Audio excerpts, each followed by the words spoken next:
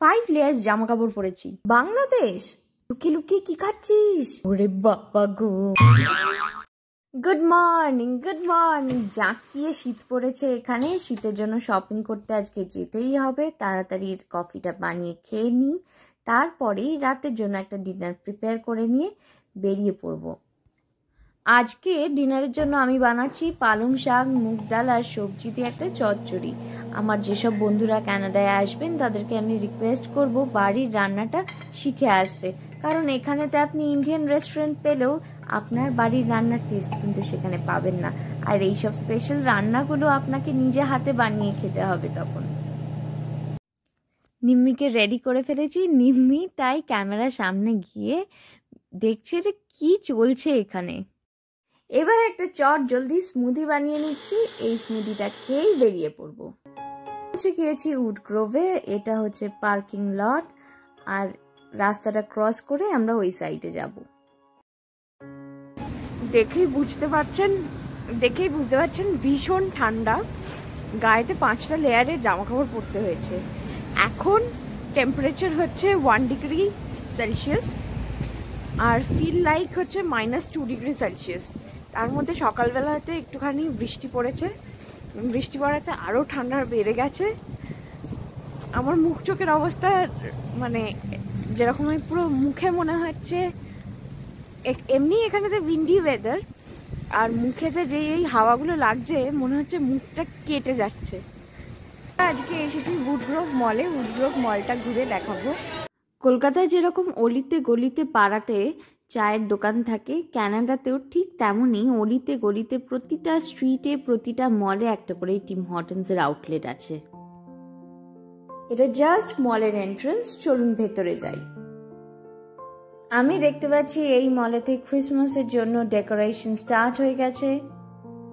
এখন সব স্টোরগুলোতে winter special অফারও চলছে। আমরা এসেছি উইন্টার স্পেশাল গার্মেন্টস আর শুজ কালেকশনের খোঁজে। এই দেখুন, স্টোরে ঢুকেই সামনে দেখতে পাচ্ছি একটা অ্যাঙ্কেল হাই বুট, তারপরে রয়েছে আর একটা চেলসি বুট। এই চেলসি বুটের সাইডে ইলাস্টিক থাকে আর এটা হয় অ্যাঙ্কেল হাই লেন্থের।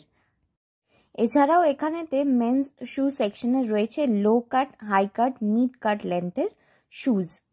চলুন এবার উইমেন সেকশনটা দেখি। ডান দিকে রয়েছে ওয়েলিংটন বুট আর বাঁ দিকে রয়েছে মেয়েদের জন্য ওয়াটারপ্রুফ বুট। এখানেতে খুবই স্নোফল হয় আর রেনি সিজনের জন্য এই জুতোগুলো ভীষণই উপযুক্ত। পাশেই রয়েছে কুগার ব্র্যান্ডের একটা শু। এটা এখানকার কানাডাতে একটা ভীষণই পপুলার ব্র্যান্ড, আর এগুলো হচ্ছে ফারের শুজ, যেগুলো এখানকার আর্কটিক টেম্পারেচারের ঠান্ডার জন্য ভীষণ উপযুক্ত। কলকাতা থেকে জুতো না আনতে পারলে কোনো অসুবিধা নেই, আপনি কানাডাতে ইজিলি এই জুতোগুলো পেয়ে যাবেন। এবার যাব আমরা জ্যাকেটের সেকশনে, যেখানেতে দেখতে পাচ্ছি বেশিরভাগ জ্যাকেটই হচ্ছে লং পাফড জ্যাকেট। জ্যাকেট দেখতে দেখতে আমার একটা জিনিস চোখে পড়লো, এখানকার জ্যাকেটগুলো সবকটাই ইম্পোর্টেড জিনিস।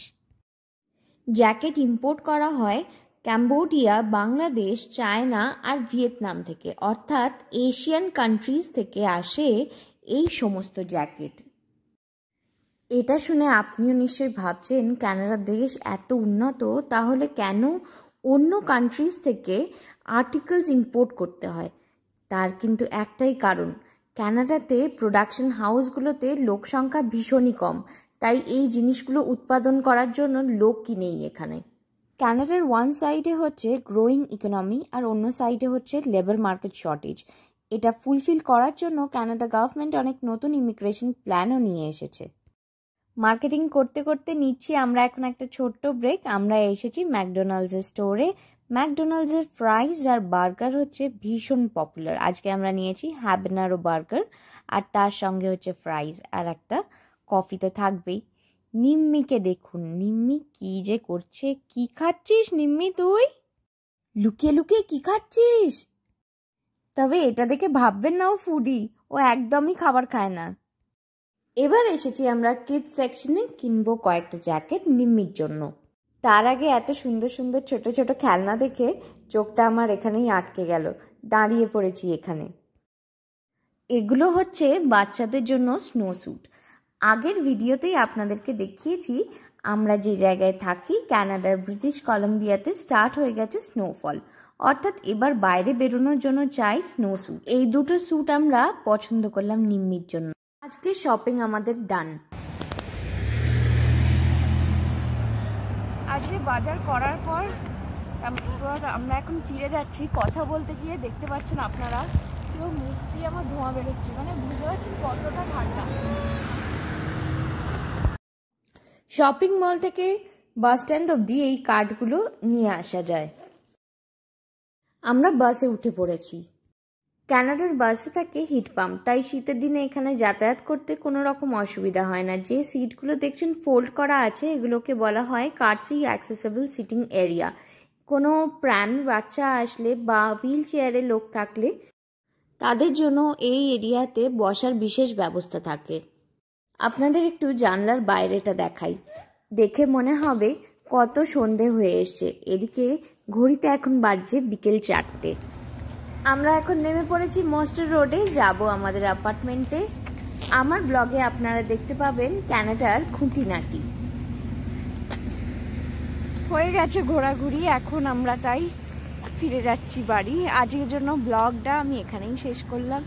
যদি ভালো লাগে আমার ব্লগ, প্লিজ একটা লাইক করে দেবেন, সাবস্ক্রাইব করে দেবেন। আর আপনাদের কোনো রিলেটিভ যদি আসতে চায় ক্যানাডাতে, তাদেরকে আমার ব্লগটা অবশ্যই শেয়ার করবেন। Thank you.